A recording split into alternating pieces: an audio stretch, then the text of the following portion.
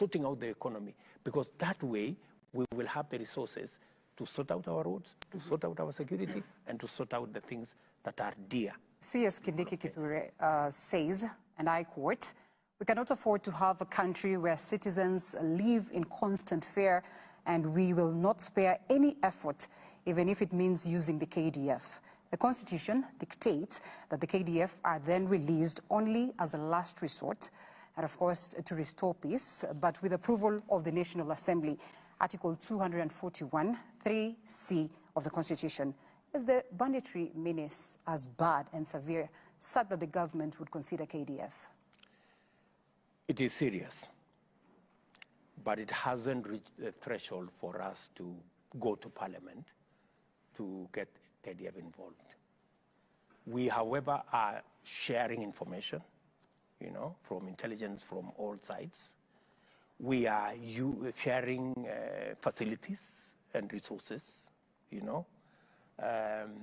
and in some of the areas, we are making the decision that it's good to have security installations in some of these areas.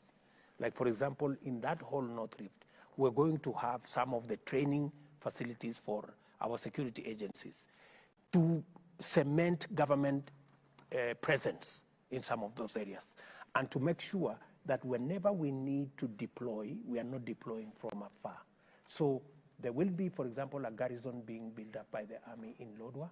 There will be another garrison that will be built in the Suguta Valley, to make sure that people feel, because security is also presence, real presence. So we are deploying, all manner of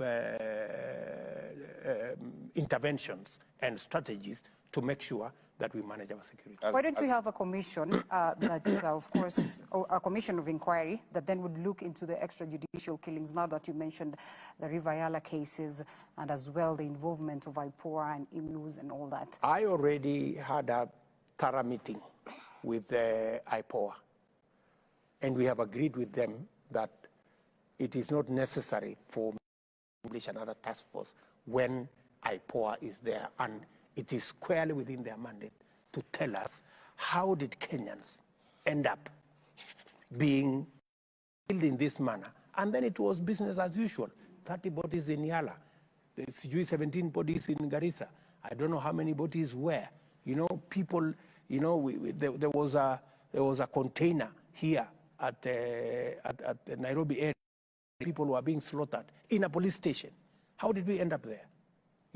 What kind of rogue, institution? And that is why I fired that Kinoti man, because, it's not right, good people. Should there be responsibility more than just firing? Of course, there will be responsibility. He did not resign? You fired him? We'll have another. Okay, can we move this forward, Your Excellency? Since we're talking about security and talk about we have involved in DR Congo, we have interest in Somalia. What's